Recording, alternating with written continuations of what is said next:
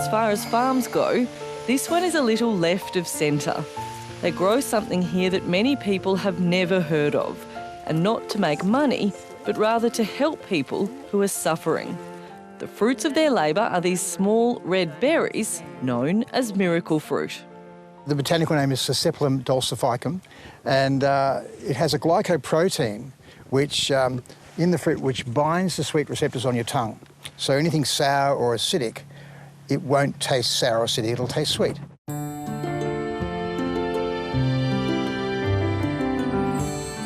This farm is in Childers in Queensland's Bundaberg region.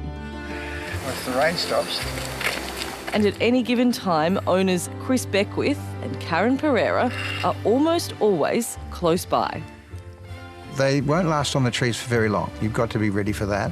You really are trying to pick when it needs to be picked. When this tree's going off, it is just totally covered in red. We've been picking a bit already, but it's got the potential to change lives, and that for us is the whole joy behind what we do. Growing these taste-altering berries on a commercial scale was never really the plan for Chris and Karen. The couple was gifted their first miracle fruit tree back when they were farming tropical fruit in far north Queensland. We had lots of fun with it, you know, lemons, tomatoes, passion fruit, anything that had a sour taste to it tasted incredibly sweet. So it was fun. It was fun when guests came, but after a while we didn't really use it much, and it just sort of sat there. When a visiting friend asked to take some of the miracle fruit to give to a cancer patient, Chris and Karen were intrigued. And she said, well, she can't eat because her taste buds are so damaged that this will actually mask those tastes, so she can obviously eat again, gain nutrition, hopefully live a bit longer, and obviously quality of life is really, you want to eat, you want to enjoy food, and she was having none of that. So this helped this lady. The taste-modifying effect comes from the fruit's protein, miraculin. When taste buds are exposed to it, the protein binds to sweetness receptors. This causes normally sour-tasting, acidic foods to be perceived as sweet. The effect can last for 1 to 2 hours and has been used to help chemotherapy patients suffering taste disturbances.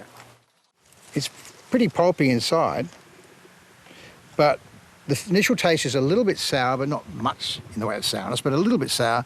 But if you would have a second one, once your taste buds have bound together, it's incredibly sweet.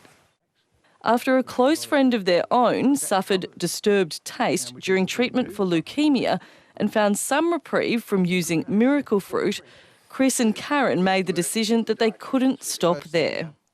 When you start to know the facts about how many people have experienced taste issues in their cancer treatment, and when you start looking at the numbers, it's such a serious issue.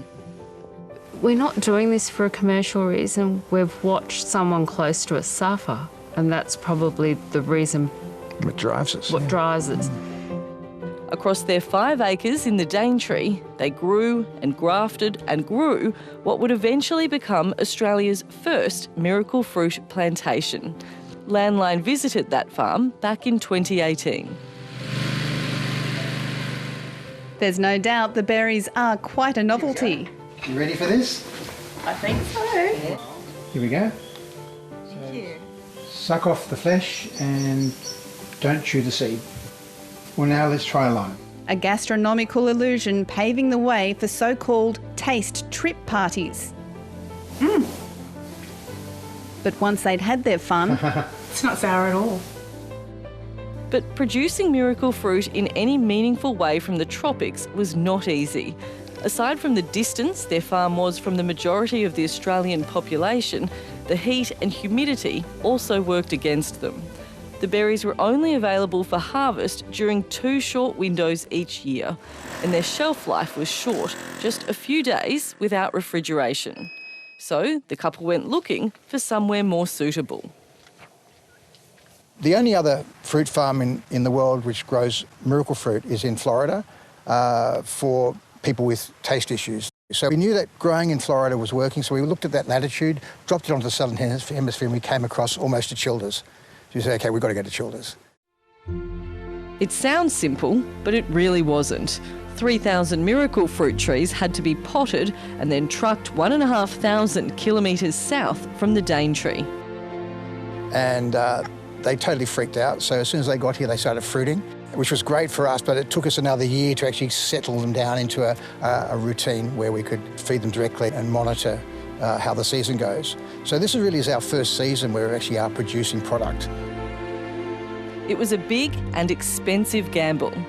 To ensure they always have produce on hand, they've supplemented their own miracle fruit produce with freeze-dried fruit in tablet form out of the US.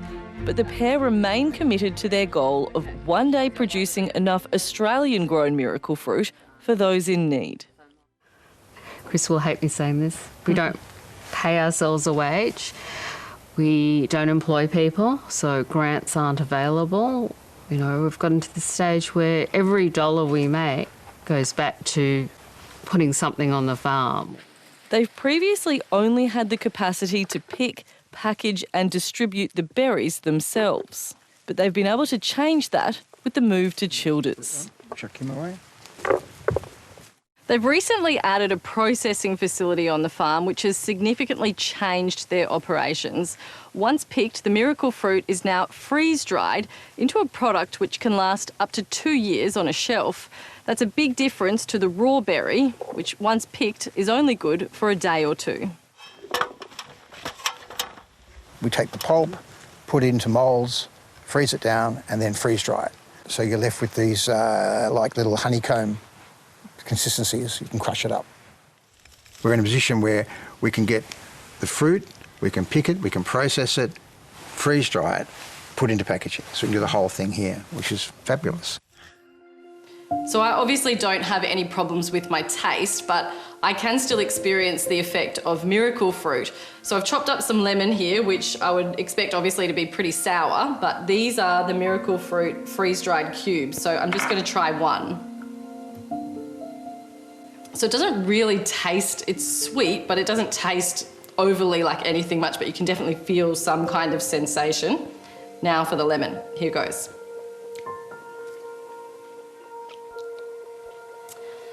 Weird. It definitely doesn't taste sour. It tastes, maybe I would describe it as fizzy, a little bit like lemonade, but certainly palatable, which I suppose is the point. Being able to consistently supply an Australian-grown miracle fruit product is one thing, but making it more accessible to people who could benefit is an entirely different matter. It's proved extremely challenging. We've sent off thousands of samples over the last 7 or 8 years, and very few people come back to you with anything of any value to look into it even more. And you're almost begging them to try and see if they'll look into this to help people. Despite the letdowns, Chris has persevered. For years, he's been communicating with Jessica Donnelly, an oncology pharmacist at the Border Cancer Hospital in Albury-Wodonga. We had a win in December when we finally were able to get it stocked in Ramsay facilities and get it then, accessible to the community. And they're not just accessible to the community here in Albury-Wodonga, but in Ramsay facilities across Australia as well, which has been really good because they are one of the leaders in cancer care. They've got doctors and dietitians who are looking at it well, but they're actually stocking it. So within the hospital you can buy miracle fruit or treat people who need it. That's great. Ms Donnelly says while she regularly fields calls from drug companies, being cold called by a farmer was out of the ordinary. Make sure that you move it around your mouth to coat all of your tongue. He is incredibly tenacious and it's not common, and obviously we get calls regularly from drug company reps, wanting to come and talk to us about their products, but no, to receive a call about a complementary product, in the sort of nearly 8 years I've been here, I've probably had about 2 or 3.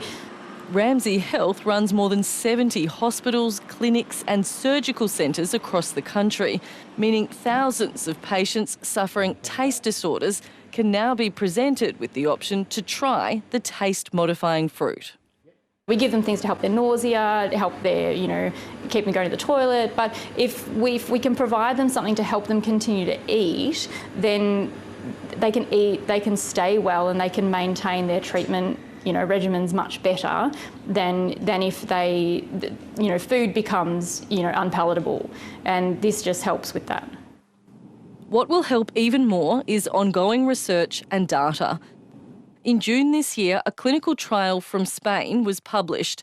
The peer-reviewed study found that the consumption of dried miracle berries before each main meal improved electrochemical food perception, allowing for greater food intake. Last week, these ones were green. Chris and Karen hope this is just the start of a groundswell that sees more people in the Australian medical industry, charity groups and others in the cancer community seriously consider recommending and dispensing miracle fruit products. There are studies going on, and when they all come out, hooray, because that'll change the way the system works in Australia. So we're really excited. In the meantime, they'll continue growing and learning and educating. We're pharma, but we're medical. We're, I guess you could call it lobbyists. We're lobbying for people that sometimes don't have that voice. Like I'm 65, so, I've got to do something worthwhile. And to me, it's changing lives.